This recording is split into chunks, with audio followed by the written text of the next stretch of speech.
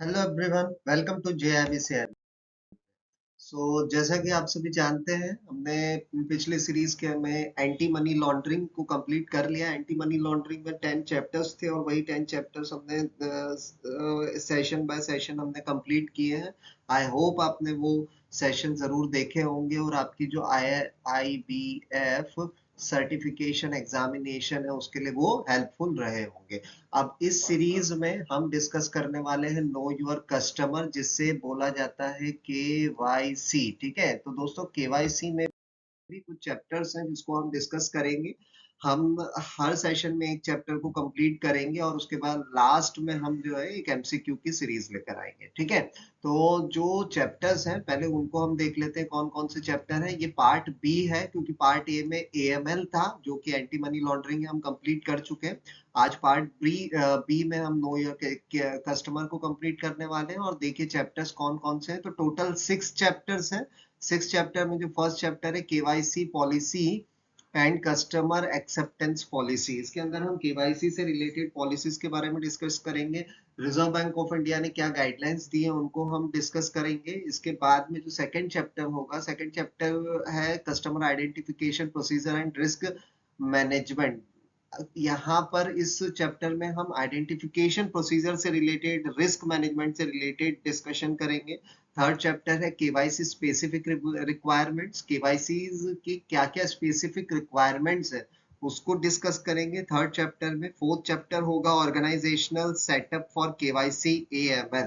KYC AML की organisational setup के बारे में हम डिस्कस करेंगे। फिफ्थ चैप्टर होगा इसके बाद में topical issues related to KYC AML and CFT। और लास्ट चैप्टर होगा इस सीरीज का chapter 6, training and awareness. Okay, so total 6 chapters हैं और इसी के साथ में AML और KYC की दोनों कंबाइंड सीरीज हमारी एंड होगी। ठीक है, तो इस सेशन में हम डिस्कस कर रहे हैं, आप सभी को पता है, chapter 1 KYC policy and customer acceptance policy. सबसे पहले हम ये देख लेते हैं स्ट्रक्चर को, क्योंकि किसी भी चैप्टर को पढ़ने के पहले हमें स्ट्रक्चर पता होना चाहिए ताकि हम उसको प्रॉपर तरीके से समझ पाए, हम प्रॉपर तरीके से अंडरस्टैंड कर पाए और अपनी एग्जाम की प्रिपरेशन को ठीक तरीके से कर पाए। ठीक है, क्योंकि ये जो आपकी एग्जामिनेशन है वो आप सभी को पता है कि सर्टिफिकेशन एग्जामिनेशन है और इसकी क्या वैल्यू है, क्या इंपॉर्टेंस है, ये आप सभी को पता है। ठीक है, तो थोड़ा सा सीरियसली होकर अपनी एग्जाम्स को आपको देना है। ठीक है, तो सबसे पहले जेनेसिस ऑफ केवाईसी की हम बात करेंगे। इसके बाद हम केवाईसी पॉलिसी की नीड्स की से रिलेटेड बातें करने वाले हैं। एलिमेंट्स ऑफ केवाईसी पॉलिसीज पर भी डिस्कशन होगा और फिर हम देखेंगे customer acceptance policy. Okay, so चलिए स्टार्ट करते हैं। और सबसे पहले हम देखते हैं ऑब्जेक्टिव को। तो जैसा कि आप सभी को पता है कि ये एक बहुत ही इंपॉर्टेंट टॉपिक है जिस पर हम बात करेंगे। Basically anti money laundering and know your customer, जिसे शॉर्ट में AML एंड KYC कहते हैं। ठीक है, इस सेशन की 3 मेन ऑब्जेक्टिव है। पहले यदि हम बात करें तो पहले KYC कैसे इन्वॉल्व हुआ, ठीक है, सॉरी इवॉल्व हुआ, यानी कैसे उसको बनाया गया, उसकी क्या इम्प्लीमेंटेशन रही, क्या प्रैक्टिस उसकी रही। ठीक है ना, इसके बारे में हम डिस्कस करेंगे। इसके बाद में जो दूसरा है, दूसरा KYC पॉलिसी की नीड्स और एलिमेंट्स क्या होते हैं। ठीक है, तीसरा एक crucial element customer acceptance policy. ठीक है, तो आई होप आपको क्लियर है। ठीक है ना, second, understand the need for KYC policy, it's की एलिमेंट्स एंड कंटेंट। और जो थर्ड होगा, जो कि सबसे क्रूशियल पॉइंट है, customer acceptance policy. For example देखिए, एग्जाम्पल के बेसिस पर मैं आपको बताता हूँ कि जब आप एक नया अकाउंट खोलते हैं तो बैंक सिर्फ नाम और एड्रेस नहीं पूछता, ठीक है ना, और भी कुछ चीजें पूछता होगा। ऐसा नहीं है कि आप बैंक में गए और उसने आपका नाम, एक फॉर्म दे दिया भरने के लिए और उसने नाम पूछा और एड्रेस करके आपका अकाउंट खोल दिया। ऐसा बिल्कुल नहीं होता है। वो प्रॉपरली क्या करते हैं, बैकग्राउंड चेक करते हैं और इसी प्रोसेस को क्या कहा जाता है, KYC कहा जाता है। ठीक है, और ये बहुत जरूरी है कहीं ना कहीं मनी लॉन्ड्रिंग को रोकने के लिए भी। चलिए, सो आई होप आपको क्लियर है। अब देखिए, सबसे पहले जेनेसिस ऑफ केवाईसी की बात करें, यानी केवाईसी की शुरुआत बैंकिंग के कोर काम से हुई है, ठीक है ना। कैसे, तो यह यहाँ पर यही चीज बात करेंगे। Primary banking business is accepting deposit and lending, knowing a customer fundamental requirement, ठीक है। तो यदि मैं बहुत ही सामान्य से शब्दों में कहूँ, तो जो हमारे डिपॉजिट लेना, जो बैंक्स जो है डिपॉजिट्स ले रही है और डिपॉजिट्स के बेसिस पर लोन प्रोवाइड कर रही है, इसके लिए एक कस्टमर को अच्छे से जानना जरूरी होता है, ठीक है। आप यदि किसी अपने दो परिचित को भी पैसा दे रहे हैं, तो आप उसे जानते हैं, तभी आप उसे पैसा उधार दे रहे हैं। तो ये तो बैंक है, और बैंक खुद का पैसा तो प्रोवाइड नहीं कर रही है, वो तो कस्टमर से डिपॉजिट्स के बेसिस पर पैसा ले रही है और उसी को लैंड कर रही है, ठीक है। तो यहाँ पर ये जो समझना बहुत जरूरी है कि वो एक दूसरे को जान सके, ठीक है। जैसे जैसे बैंकिंग बढ़ी और चेक हो गया, नेगोशिएबल इंस्ट्रूमेंट है, ठीक है, आए, और एक फॉर्मल इंट्रोडक्शन, ठीक है, एक फॉर्मल इंट्रोडक्शन सिस्टम स्टार्ट हुआ। With expansion of banking and introduction of negotiable instrument, practice of obtaining introduction before accepting a customer formalized, ठीक है। अब यहाँ पर ये जो नेगोशिएबल इंस्ट्रूमेंट है, ये क्या है? देखिए, जो हमारे चेक है, ठीक है, ये नेगोशिएबल इंस्ट्रूमेंट ही होता है। चेक हो गया, ठीक है, प्रोमिसरी नोट हो गया, ये सभी जो है ना, ये नेगोशिएबल इंस्ट्रूमेंट होते हैं। जो ट्रांसफरेबल इंस्ट्रूमेंट, यदि दूसरे शब्दों में कहें, तो ये कौन से इंस्ट्रूमेंट है? ट्रांसफरेबल इंस्ट्रूमेंट है, ठीक है। तो इनके इंट्रोडक्शन के साथ में धीरे धीरे करके एक फॉर्मल इंट्रोडक्शन सिस्टम स्टार्ट हुआ, ठीक है। मतलब, जब तक किसी ने आपको इंट्रोड्यूस नहीं किया हो, आप इजीली अकाउंट नहीं खोल सकते थे। मतलब, किसी ने आपको बताया नहीं, किसी ने आपको इंट्रोड्यूस नहीं करवाया, तो आप रेगुलर किसी के अकाउंट नहीं ओपन कर सकते थे। This become basis for establishing a banker customer relationship. इसके लिए बैंकर और कस्टमर, बैंकर मींस बैंक, ठीक है, और कस्टमर रिलेशनशिप होना बहुत जरूरी है, ठीक है, एक अकाउंट को ओपन करने के लिए, ठीक है। अगर इंट्रोडक्शन ना हो, तो आपको चेक फैसिलिटी जैसे बेनिफिट्स नहीं मिलते, ठीक है। बोरोअर के केस में की बात करें, तो बोरोअर के केस में तो हमेशा ड्यू डिलिजेंस होता ही था, ठीक है। ड्यू डिलिजेंस में बहुत सारी चीजें आ सकती है, ये हमने पिछले सेशन में डिस्कस किया था, ठीक है ना। फॉर एग्जांपल, अगर कोई लोन लेना चाहे बिना अपना इनकम प्रूफ दिखाए, यदि वो लोन नहीं चाह रहा है और वो अपना इनकम प्रूफ दिखा रहा है, तो बैंक उसे रिस्क समझेगा और वो रिजेक्ट कर देगा, ठीक है। तो ये फॉर एक्सेप्शनल केसेस है। No introduction, restriction on such accounts, ठीक है। For borrower, banks always conduct due diligence to mitigate के क्रेडिट रिस्क, ठीक है। आप देखिए, ड्यू डिलिजेंस के अंदर दो चीजें आती है। एक है आपका सीडीडी, जिसे कस्टमर ड्यू डिलिजेंस कहते हैं, और एक होता है ईडीडी, जिसे इनहेंस्ड ड्यू डिलिजेंस कहते हैं, ठीक है। कस्टमर ड्यू डिलिजेंस में क्या चीजें होती है, तो यहाँ पर आप पहले ड्यू डिलिजेंस के बारे में ही हम समझ लें कि यहाँ पर रिस्क एसेस किया जाता है। किसी भी कस्टमर का रिस्क एसेस करने के लिए दो पैरामीटर बना लिए, एक सीडीडी हो गया, एक ईडीडी हो गया। यदि कोई लो और मीडियम रिस्क कस्टमर है, तो उसकी रिस्क को एसेस करना है, तो वो सीडीडी है, ठीक है। यदि कोई हाई रिस्क कस्टमर है, जिसका बहुत लाखों करोड़ों का ट्रांजेक्शन हो रहा है उसके अकाउंट से, वो ईडीडी हो गया, इनहेंस्ड ड्यू डिलिजेंस हो गया, ठीक है ना कहीं उनकी क्रेडिट रिस्क को एनालिसिस करने के लिए, उनकी रिस्क को एक्सेस करने के लिए इन चीजों का यूज होता है, okay. Preposition of customer due diligence, basically customer due diligence अभी जस्ट मैंने आपको समझाया है। Abuse of banks by money launderers grew, international agencies recommended customer due diligence, ठीक है। जब बैंक का मिसयूज जो है मनी लॉन्ड्रिंग के लिए होने लगा, तब इंटरनेशनल एजेंसी ने बोला कि बैंक को कस्टमर ड्यू डिलिजेंस करना ही होगा, ठीक है। पहले सिर्फ क्रेडिट रिस्क के लिए होता था, लेकिन अब इसे और एक्सपांड करके मनी लॉन्ड्रिंग, टेरर फाइनेंसिंग और फ्रॉड रिस्क तक भी लाया जाएगा, ठीक है ना। तो ये सारी चीजें, तो पहले क्या होता था, due diligence equal to credit risk, now extended कर दिया money laundering, fraud, financing, terrorism, fraud और रिस्क, यहाँ तक भी इन चीजों में भी इनका यूज होने लगा। ठीक है, एक वियना कन्वेंशन 1988 है, उसके तहत एफएटीएफ फॉर्म्ड इन 1989। 1989 में एफएटीएफ बनाया गया और एफएटीएफ ने 1990 में, ठीक है, अपनी 40 रिकमेंडेशंस दी और उस 40 रिकमेंडेशंस में सीडीडी एक इंपॉर्टेंट पार्ट था। बेसिकली इन 40 रिकमेंडेशंस में से 9 स्पेशल थी, 9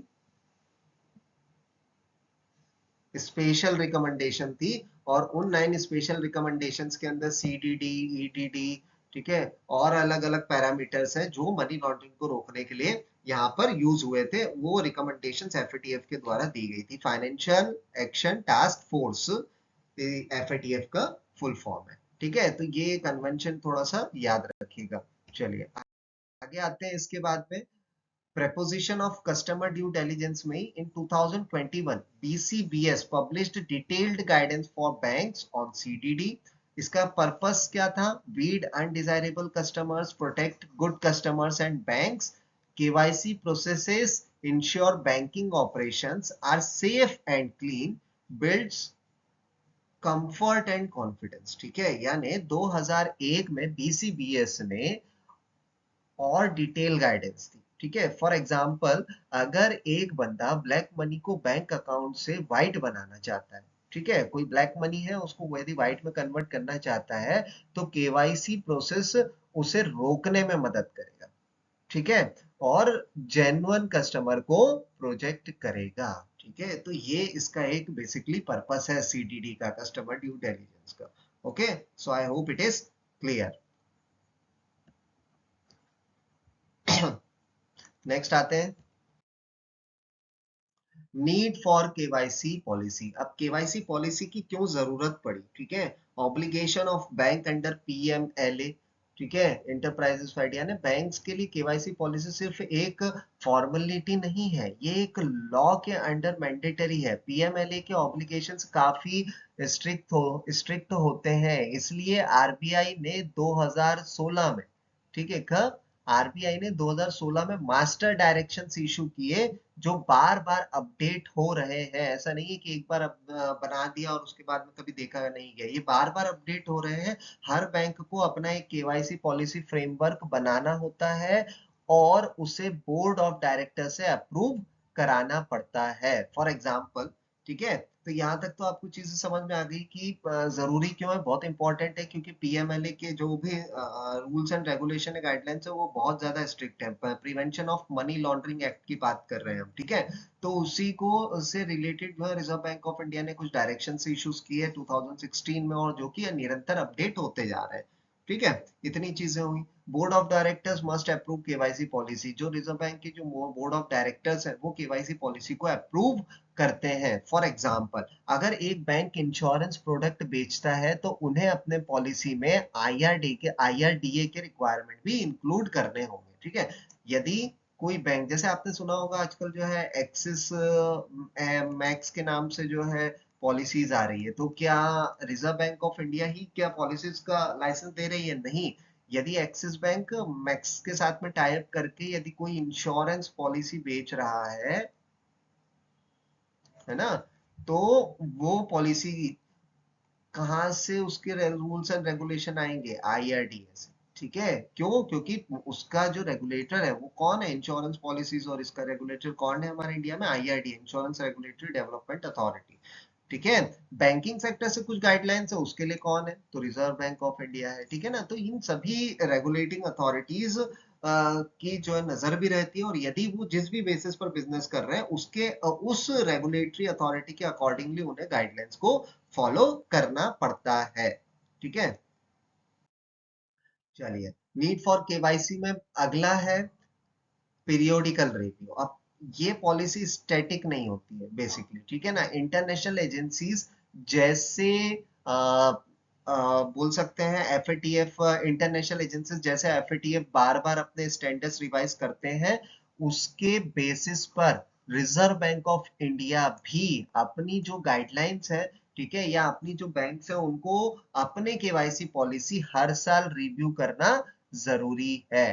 ठीक है, bank must disseminate change and review their KYC policy at least once a year with all update. ठीक है, बैंक्स को साल में एक बार कम से कम अपनी जो केवाईसी पॉलिसीज है उनको अपडेट करना होगा। ठीक है, और रिजर्व बैंक ऑफ इंडिया भी जो इंटरनेशनल एजेंसीज हैं जैसे ही वो अपडेट करती हैं उनके अकॉर्डिंगली अपने भी पॉलिसीज को अमेंड करती हैं, उनको रिवाइज करती है।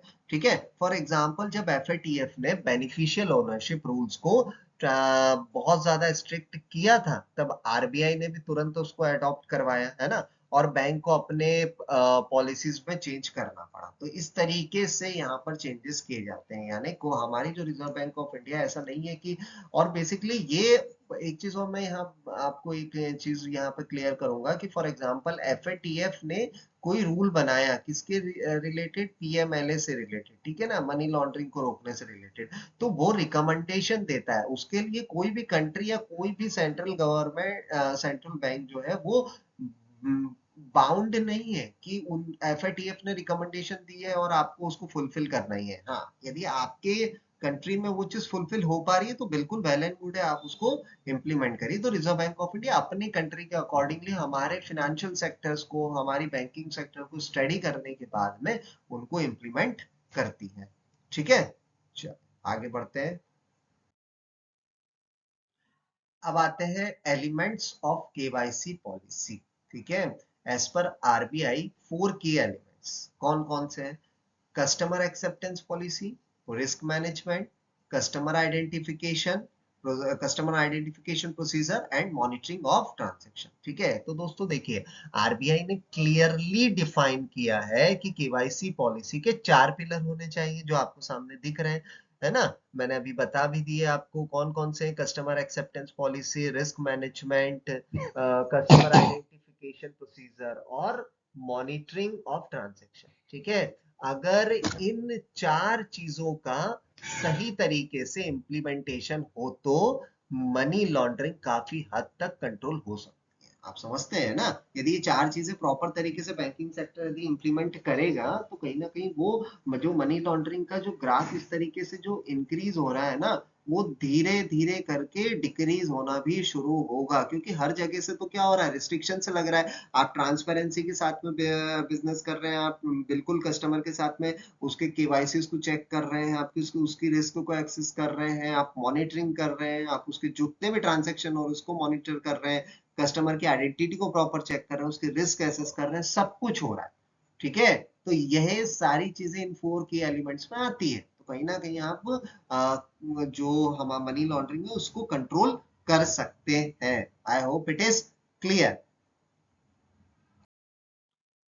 Okay, so elements of KYC policy में next, contents of the policy.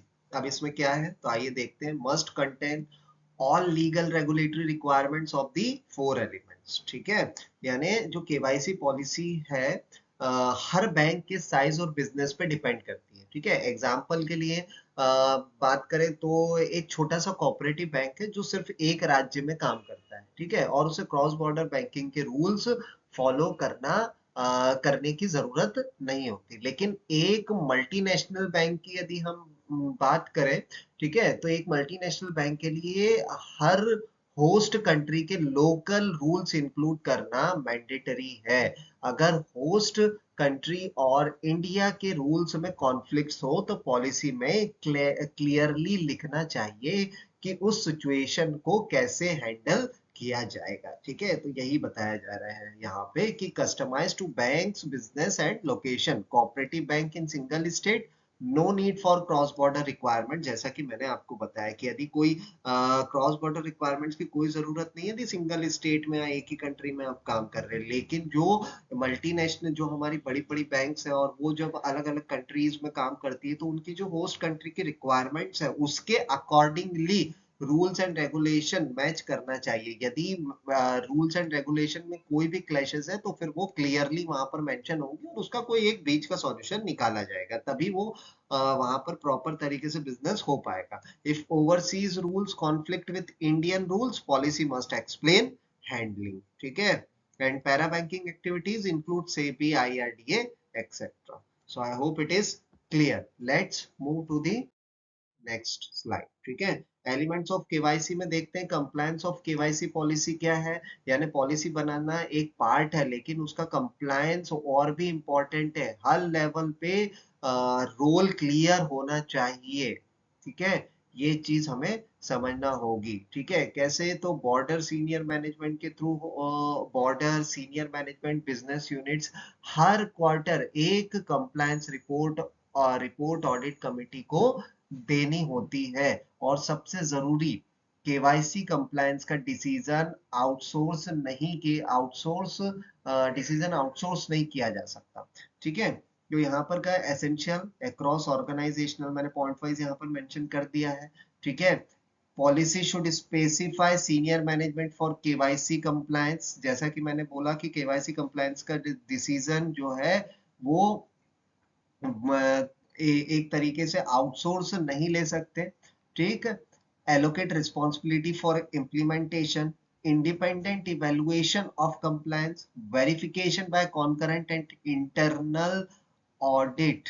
ठीक है, next quarterly compliance report to audit committee. जो ऑडिट कमिटी वो क्वार्टरली कंप्लायंस रिपोर्ट पब्लिश करेगी। Then decision making on compliance must not be outsource. ठीक है, अब देखो इसको एग्जांपल के तौर पर समझे कि एक बैंक अपना आईटी आउटसोर्सिंग करे तो चलेगा, लेकिन केवाईसी कंप्लायंस आउटसोर्स करना इलीगल है। ठीक है, वो बिल्कुल तरीके से इलीगल होगा। क्लियर यहाँ पे? चलिए नेक्स्ट आते हैं।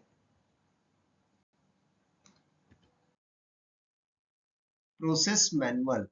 Process manual, KYC policy is equal to framework. यानी केवाईसी पॉलिसी एक फ्रेमवर्क है, लेकिन ठीक है, लेकिन उसे इम्प्लीमेंट करने के लिए डिटेल मैनुअल्स बनाए जाते हैं। ठीक है, क्या बनाए जाते हैं? डिटेल मैनुअल्स बनाए जाते हैं। यानी manuals equal to operating instructions for each business line product. हर प्रोडक्ट लाइन के लिए अलग मैनुअल हो सकता है। ठीक है, और उस प्रोडक्ट लाइन में cover end to end cycle, जो भी पॉइंट्स हैं cover end to end, step by step उसको कवर करना है। From customer sourcing to suspicious transactions reporting and review. ठीक है, फॉर एग्जांपल यदि रिटेल बैंकिंग, कॉर्पोरेट बैंकिंग और वेल्थ मैनेजमेंट के मैनुअल्स अलग अलग होते हैं, ये manuals clearly step by step guide देते हैं कि सस्पिशियस ट्रांजैक्शंस को आइडेंटिफाई और रिपोर्ट कैसे करना है। ठीक है, I hope it is clear. So let's move to the next. ये रूल्स याद रखिएगा, रूल 911।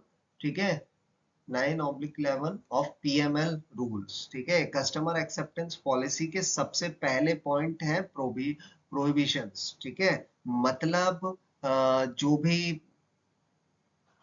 एनोनिमस अकाउंट्स हैं, ठीक है, फिक्टिशियस नेम्स हैं, और no accounts for undisclosed unverifiable person. ठीक है, यानी इस पॉलिसी में सबसे पहले हम बात करें तो एनोनिमस की बात करें, एक फिक्टिशियस अकाउंट्स, ये बेनामी अकाउंट अलाउड नहीं है। अगर सीडीडी कंप्लीट नहीं हो पाया तो अकाउंट खोलना ही मना है। क्लियर?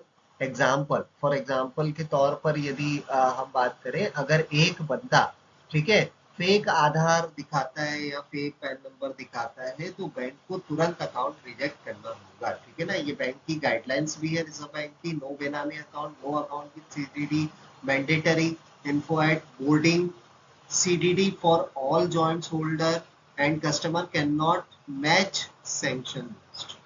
ओके, नेक्स्ट आते हैं यहाँ पे customer acceptance policy documents requirements. ठीक है, mandatory information during boarding, optional info after with consent. Bank को ऑन बोर्डिंग के वक्त मैंडेटरी इंफॉर्मेशन लेना ही होगी।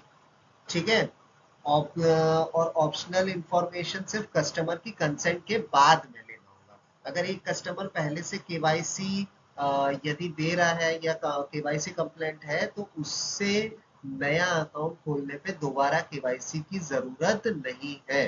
ठीक है, pan must be verified online. यानी जो पैन नंबर है उसको ऑनलाइन वेरिफिकेशन और ई डॉक्यूमेंटेशन का डिजिटल सिग्नेचर वेरीफाई करना मैंडेटरी है। फॉर एग्जाम्पल अगर एक एनआरआई यूएसए की सैंक्शन लिस्ट में है तो उसके नाम पे अकाउंट खोलना इलीगल माना जाएगा। नो अकाउंट एंटिटीज इन, कहाँ कहाँ अकाउंट्स नहीं होंगे कि नहीं ओपन कर सकते, तो यूएपीए 1967 स्केड्यूल, एफआईयू अलर्ट ये list, RBI caution advice, criminal list, और यदि वो है क्रिमिनल लिस्ट में customer CBI, UW, ED, DRI etcetera, कोई भी एक सरकारी एजेंसीज और उसके थ्रू यदि उसका कोई केस चल रहा है तो ठीक है, यदि वो किसी भी केस में यदि एक्सपोज है तो ईसीजीसी कॉशन लिस्ट और sanction list, USA, UK, EU etcetera. ठीक है ना, ये जो सैंक्शन लिस्ट है हमने एएमएल में हमने ये लिस्ट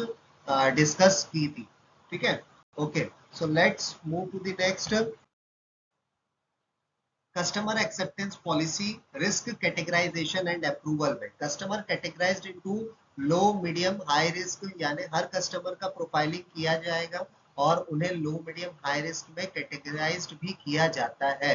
हाई रिस्क कस्टमर के लिए क्या होगा, तो हाई रिस्क कस्टमर के लिए हायर लेवल पर अप्रूवल चाहिए होता है। एग्जाम्पल, एक पी पॉलिटिकल एक्सपोज पर्सन है, हमेशा एक हाई रिस्क कैटेगरी में माना जाएगा और उसके लिए सीनियर मैनेजमेंट का अप्रूवल चाहिए होगा। लेकिन पॉलिसी इतनी स्ट्रिक्ट भी नहीं होनी चाहिए कि फाइनेंशियली डिसएडवांटेज लोगों को बेसिक बैंकिंग एक्सेस ही ना मिले। तो यहाँ पर ये थोड़ा सा ध्यान रखना है कि जब भी हम हायर अप्रूवल अथॉरिटी के की जरूरत तो पड़ेगी, लेकिन वो बहुत ज्यादा कॉम्प्लेक्स ना हो। ठीक है, अप्रूवल का प्रोसेस या इस तरीके की पॉलिसीज, अदरवाइज जो कस्टमर को एक बेसिक जो बैंकिंग सर्विस मिलनी चाहिए उससे भी वो कहीं ना कहीं वंचित रह जाएंगे। ठीक है, so I hope it is clear. Okay, so चलिए तो आप देखते हैं कुछ एमसीक्यूज जो चैप्टर हमने अभी डिस्कस किया उसी से related.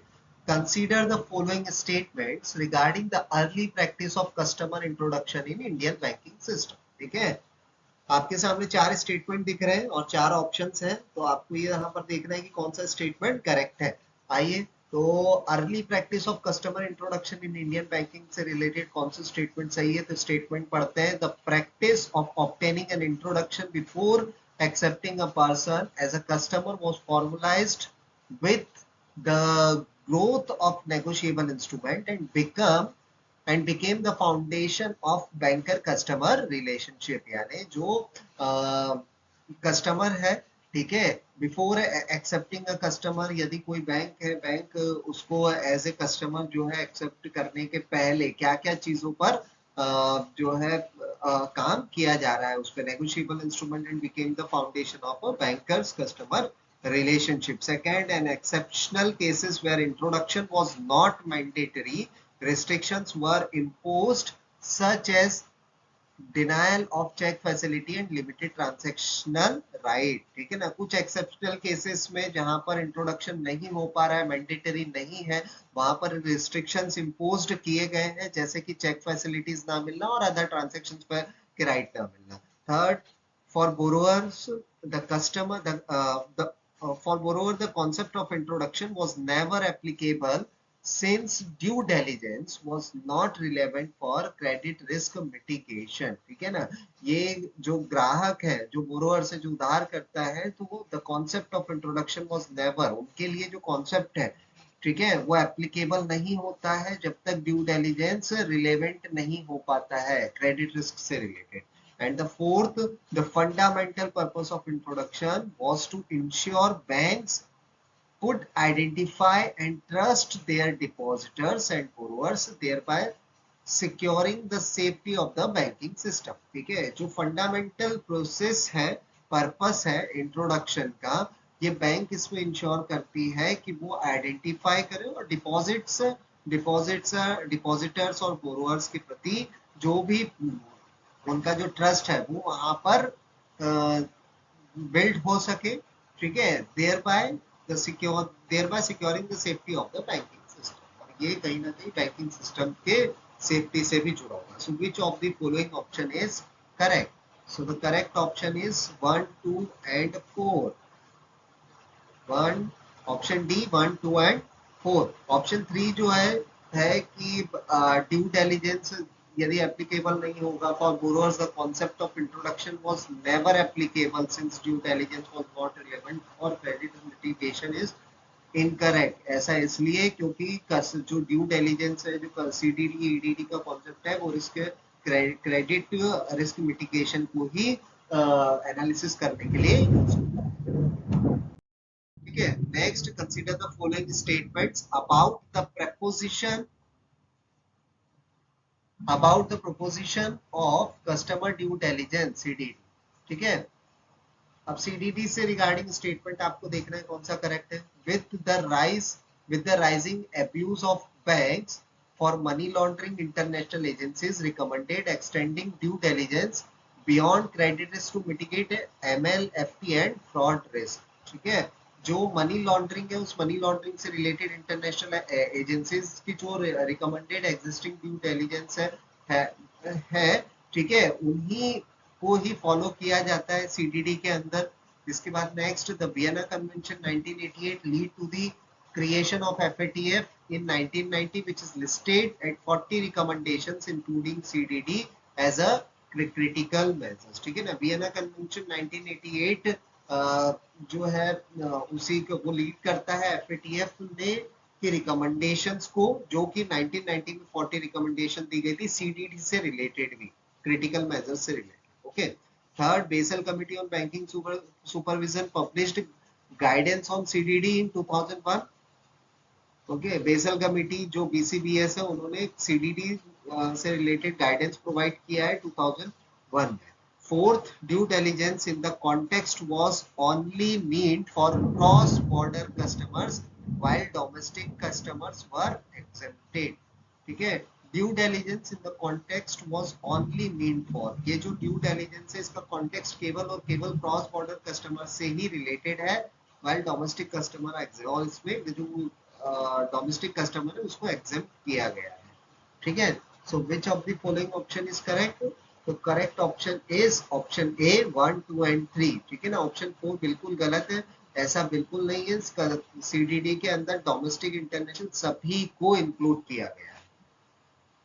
Okay, so let's move to the next question। consider the following statement। चार स्टेटमेंट दिख रहे हैं, आइए देखते हैं कौन सा करेक्ट है। the obligation of banks under PMLA apply across the enterprise and require comprehensive KYC AML framework। ठीक है ना, जो बैंक्स के ऑब्लिगेशंस के अंतर्गत पीएमएलए जो prevention of money laundering act है, उसके अंदर कुछ सभी के लिए जो है comprehensive KYC AML framework require है। Okay, second, RBI has mandate banks to draft KYC policies consistent with Master Direction 2016 and subsequent updates। Reserve bank of India ने सभी बैंक्स को KYC पॉलिसी से रिलेटेड ड्राफ्ट बनाने के लिए mandate किया गया है। जो भी मास्टर डायरेक्शन है 2016, उसके अकॉर्डिंगली उसे सब्सिक्वेंट अपडेट भी किया जाता है। Third, the KYC policy serves as the overall framework connecting products and processes from KYC AML perspective. ठीक है, जो केवाईसी पॉलिसीज है वो serve as a framework connecting product, जो फ्रेमवर्क बनाया गया है प्रोडक्ट्स और उनसे रिलेटेड प्रोसेस से रिलेटेड केवाईसी और एएमएल से पर्सपेक्टिव के बेसिस पर केवाईसी पॉलिसीज बनी है। ठीक है, fourth, the board of directors not required to approve the KYC policy. बताइए कि जो बोर्ड ऑफ डायरेक्टर है उनकी कोई रिक्वायरमेंट नहीं है, वो अप्रूव नहीं करते हैं केवाईसी पॉलिसी को, and it is handled by the branch level compliance officer. जो ब्रांच लेवल के ऑफिसर है वही कंप्लायंस ऑफिसर इसको अप्रूव कर देते हैं। So which of the following option is correct? Option C 1, 2 and 3 is correct. Okay, 4 is not correct. Why? Because board of director has required to approve the KYC policy. Okay, चलिए next आते हैं इसके बाद। International agencies continuously review AML CFT measures and India aligns its PMLA rule accordingly। जो international agencies हैं वो AML CFT से related जो भी रूल्स एंड रेगुलेशंस है उसको रिव्यू कर रही है, और इंडिया उसके अकॉर्डिंगली अपने PML रूल्स को अलाइन करता है। Second, RBI advised banks to incorporate FATF observation and regulatory updates into their policies। Reserve bank of India bank को एडवाइस करता है कि एफएटीएफ के ऑब्जर्वेशंस और उनकी जो रिकमेंडेशंस हैं, ठीक है, उनको अपनी पॉलिसीज के अंदर अपडेट करें। Third, banks boards are required to review and update their KYC policy at least once every 3 years। ठीक है, जो केवाईसी पॉलिसी है बैंक्स बोर्ड ने सभी बैंक्स को ने ये रूल है कि एटलीस्ट वंस एवरी 3 ईयर, 3 साल में एक बार अपनी केवाईसी पॉलिसी को अपडेट करना है। ठीक है, dissemination and revised guidelines to all operational units is a critical responsibility of bank। ठीक है, जो डिसमिनेशन ऑफ रिवाइज्ड गाइडलाइंस है ऑपरेशनल यूनिट्स की, वो बैंक्स की रिस्पॉन्सिबिलिटी है, critical responsibility. So which of the following option is correct? So the correct option is option B, 1, 2 and 4 बिल्कुल सही। साल में एक बार पॉलिसी को आपको रिवाइज करना होगा, ये बैंक बोर्ड ने कहा है। ठीक है, तो इसीलिए यहाँ पे ऑप्शन 3 इनकरेक्ट है। Okay, let's move to the next question. Consider the following statement. RBI has specified 4 essential elements of KYC policy: customer acceptance policy, risk management, customer identification and transaction monitoring। इसकी बात हमने chapter में की भी थी, 4 essential elements हैं, वही है ये। ठीक है, second, these 4 elements are mandatory for all banks regardless of their size, scope or geographic reach। ये जो 4 एलिमेंट्स सभी बैंक्स की साइज, स्कोप और ज्योग्राफी की रीच के अकॉर्डिंगली उन पर मैंडेटरी है। ठीक है, third, risk management under KYC requires a uniform approach without differentiation between high risk and low. जो रिस्क मैनेजमेंट सिस्टम है उसमें जो केवाईसी की जो रिक्वायरमेंट है उसकी एक यूनिफॉर्म अप्रोच है हाई रिस्क और लो रिस्क कस्टमर में, विदाउट डिफरेंशिएशन। ठीक है, fourth, monitoring of transactions is include as a key element to detect suspicious activity। जो मॉनिटरिंग ऑफ ट्रांजेक्शंस है इसके अंदर इंक्लूड है सस्पिशियस एक्टिविटी को डिटेक्ट करने का की एलिमेंट्स। ठीक है, so which of the following option is correct? So the correct option is option A, 1, 2 and 4 बिल्कुल सही। जो ऑप्शन 3 है उसके अंदर सभी के अप्रोच अलग अलग है। हाई रिस्क कस्टमर के लिए एक अलग अप्रोच है, लो रिस्क के लिए अलग अप्रोच है, मीडियम रिस्क के लिए अलग अप्रोच है। Okay, so I hope it is clear। Consider the following statements. Banks must tailor their KYC policy consent based on the business model, locations and product offering। ठीक है, जो banks है वो उनकी जो केवाईसी पॉलिसी के जो कंटेंट है वो सभी बेस्ड होते हैं बिजनेस मॉडल, लोकेशंस और प्रोडक्ट ऑफरिंग पर। Second, cooperative banks with limited local presence must include provision for overseas correspondent banking in their KYC policy। जो cooperative banks है उनकी एक limited local presence होती है, तो उसके अंदर इन provisions उस accordingly होते हैं और overseas correspondent banking policies में अलग होते हैं। ठीक है, banks with international operation must separately account for host country requirements in their KYC policy। जो बैंक्स इंटरनेशनल ऑपरेशंस कर रही है उनके सेपरेटली जो अकाउंट्स होते हैं होस्ट कंट्री के साथ में as based on the requirements in their KYC policy। Okay, now the coming to the fourth point statement, para banking activities such as mutual fund distribution, insurance sales must align with requirements of regulators like SEBI or IRDAI। Para banking activities में जैसे कि mutual fund distribution, insurance sales से related जो भी requirement है वो align होती है डिफरेंट रेगुलेटर्स में like SEBI and IRDAI. So which of the following option is correct? And the correct option is option B, 1, 3 and 4। 1, 3 and 4 बिल्कुल सही, क्योंकि cooperative banks with limited local presence must include provisions of OBZL or overseas correspondent banking in their KYC policies। ठीक है ना, जो cooperative banks हैं उनकी एक limited local presence तो होती है, ठीक है, लेकिन उनकी KYC policies जो है वो different नहीं होती, सभी पर ही implement होती है।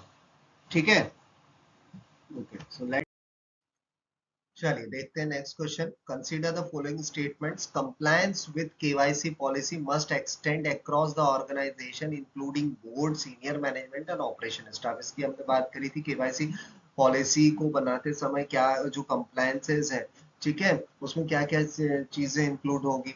इसके बाद second, responsibilities must be clearly allocated and independent evaluations of compliance must be undertaken. ठीक है, जो रिस्पॉन्सिबिलिटी है वो क्लियरली एलोकेट होगी, independent evaluations of compliance must be undertaken. Okay. Third, outsourcing of decision making on KYC norms is strictly prohibited under RBI guidelines. Reserve bank of India की जो guidelines है उसमें केवाईसी नॉर्म्स जो decision outsourcing decision making KYC से related वो strictly prohibited होगी। Internal audits and concurrent audit functions are not permitted to verify KYC compliances. KYC compliances को verify करने के लिए जो internal audit और concurrent audit functions है वो permit नहीं होंगे। So which of the following option is correct? So the correct option is option A, 1, 2 and 3. I hope it is clear. चलिए तो देखते हैं next question. Consider the following statement. The KYC policy act as a overarching framework while detailed process manual provide specific operating instruction. Okay, जो KYC policy है वो act as a framework, ठीक है ना। बेसिकली जो केवाईसी पॉलिसी वो एक framework ही होती है, ठीक है ना। उसके अंदर एक डिटेल्ड प्रोसेस मैनुअल है, ठीक है। तो उसी से रिलेटेड वो स्टेटमेंट है, एक डिटेल्ड प्रोसेस मैनुअल है जो कि प्रोवाइड करता है स्पेसिफिक ऑपरेटिंग इंस्ट्रक्शंस को, ठीक है। Second, manuals should cover actions across the customer life cycle from onboarding to suspicious transaction reporting, ठीक है। इस मैनुअल्स के अंदर जो सस्पिशियस ट्रांजेक्शंस रिपोर्टिंग्स है, कस्टमर लाइफ साइकिल्स, ठीक है ना, और उसके ऑन बोर्डिंग से लेकर उसकी पूरी डिटेल इसमें इस मैनुअल में जो है कवर होती है। Third, banks may design manual specific to each business line और product to ensure clarity of responsibility, ठीक है ना। बैंक्स जो है इस मैनुअल को डिजाइन करती है कि स्पेसिफिक बिजनेस रिक्वायरमेंट्स, प्रोडक्ट, और ये इंश्योर करती है कि उसके अंदर रिस्पॉन्सिबिलिटी की क्लैरिटी हो, ठीक है। Fourth, RBI does not allow bank to prepare separate manual for different business unit, ठीक है। रिजर्व बैंक ऑफ इंडिया किसी भी बैंक को डिफरेंट बिजनेस यूनिट्स के सेपरेट मैनुअल बनाने की इजाजत नहीं देती है। So which of the following option is correct? So the correct option is 1, 2 and 3, ठीक है। So I hope it is clear. चलिए आगे आते हैं इसके बाद में। यहाँ पे देखते हैं rule 911 of PML rule prohibits opening anonymous or fictitious accounts. Second, accounts may be opened on behalf of undisclosed person if properly indemnity is obtained. Okay.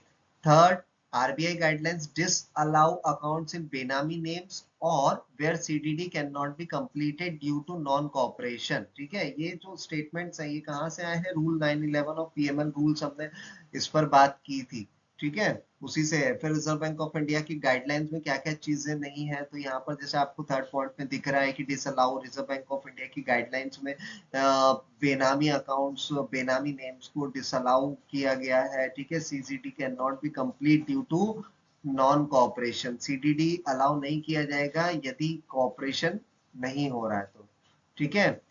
Bank must not enter into any account relationship without completing the CDD procedure. Bank कभी भी किसी account को open नहीं करेगा जब तक कि उसका सीडीडी प्रोसीजर कंप्लीट नहीं होता है। So which of the following option is correct? 1, 3 and 4, ठीक है। I hope it is clear. Customers should be profiled as per money laundering and terrorism financing risk guidelines with risk categories such as low, medium and high, ठीक है। जो customer की profile है ML और TF risk guidelines के accordingly उनको 3 category में बांटा गया, लो, मीडियम एंड हाई, ठीक है। सेकंड, हायर लेवल अप्रूवल्स में भी रिक्वायर्ड फॉर ओपनिंग अकाउंट और ट्रांजैक्शन विद हाई रिस्क और कॉम्प्लेक्स कस्टमर, ठीक है। जो हायर लेवल अप्रूवल्स है वो जरूरी है यदि हम हाई रिस्क और कॉम्प्लेक्स कस्टमर्स के अकाउंट को ओपन कर रहे हैं तो, ठीक। Third, the policy must strike a balance and should not deny genuine banking service to socially or financial disadvantaged group, ठीक है। जो पॉलिसी है, ठीक है, वो must be strike a balance, ठीक है ना, वो एक बैलेंस्ड होनी चाहिए और उसके अंदर जो जेन्युइन बैंकिंग सर्विसेज उसको डिनाई नहीं किया जाना चाहिए, ठीक है। Fourth, the customer acceptance policy is intend to restrict access to banking for the general public to minimise risk exposure. जो कस्टमर एक्सेप्टेंस पॉलिसीज हैं उसके अंदर रिस्ट्रिक्शंस हैं जनरल पब्लिक के कि वो मिनिमाइज रिस्क एक्सपोजर को कहीं ना कहीं मिनिमाइज कर सके।